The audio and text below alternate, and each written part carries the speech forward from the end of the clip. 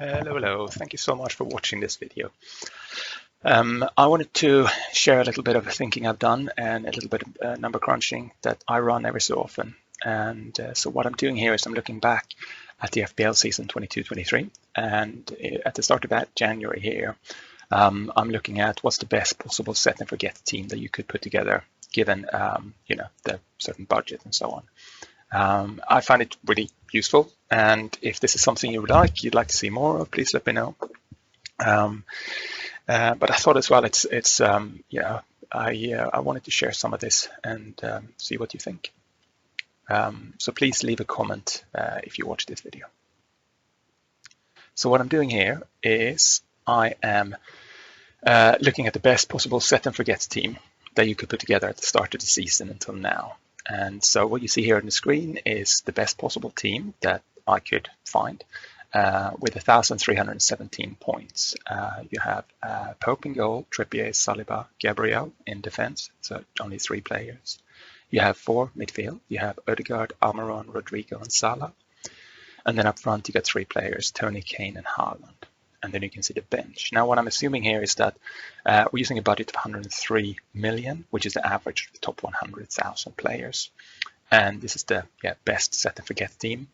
Bench players, they get 10%, even though first player and third player are, the third player is less likely to come on. And also, you're probably going to be able to find a much better team where you move into one player who's got a brilliant week, and then you move out right away. But this is more sort of who are the players that's having a really good season so far.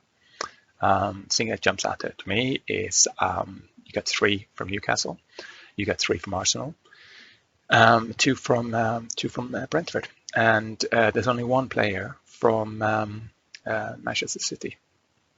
The other thing that's really interesting to see is that you actually got 3 premiums. So you got Salah, Haaland, and Kane, all on around 12 million or thereabouts. And then the next player is down at less than 7 million. So it's a very uneven team. And I don't think I would ever pick a team like this to play with. But this is what I'm seeing. Now, I'm going to make a change here because Tony is currently injured and I don't want any players with less than 100% availability. So I'm just going to make a little change and take away Tony.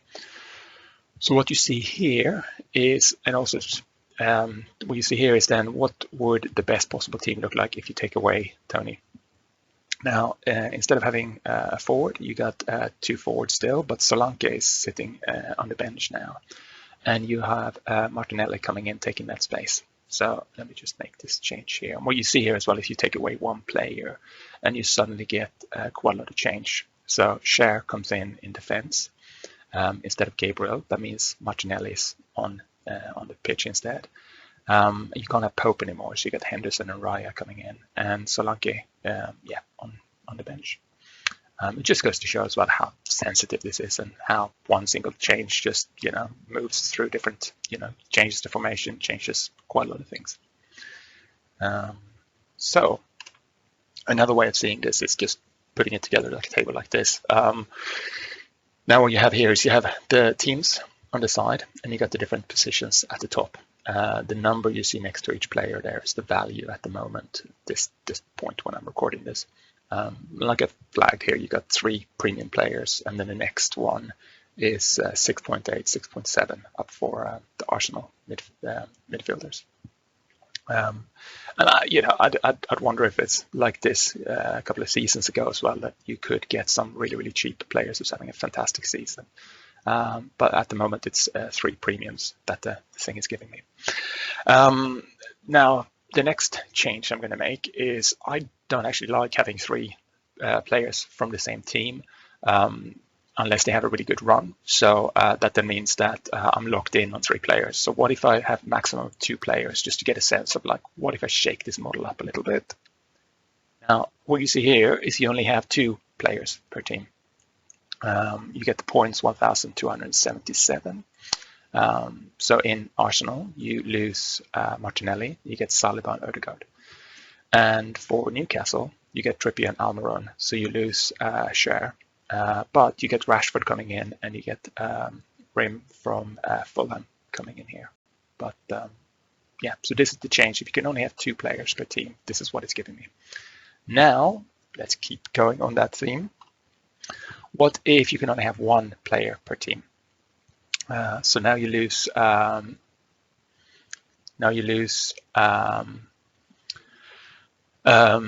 lose Saliba, and you only have Arsenal, or in Arsenal you only have Odegaard. You get you lose Almiron, and you get Gross coming in from Brighton. You lose so Saliba then turns into Everton, Cody, and also you can't have the Brighton keeper, so you get Sa coming in from Wolves instead. So, but still, it's giving us 3 premium players, and so this is sort of the best possible team with 1 player per team. Now, the other thing I'm going to show you here is, now if you have 20 teams and 15 positions, you are going to have 5 teams that lose out, and at the moment it's Aston Villa, Chelsea, Crystal Palace, Southampton, and West Ham. So this tells me is that it's less. The players here are sort of underperforming their price, just not having a good season. But if they had a fantastic run of double fixtures, and maybe there's some opportunity there. But at the moment, as a long run, I'd stay away from them. So just wanted to say that's all for me. Thank you so much for watching to the end, and I'd love if you leave a comment, and just if you have any questions or just what you think, if this is something you think would be valuable to for me to record every couple of weeks. And what else would you like to see? Is there anything else in this topic or theme you think I could add? Thank you so much.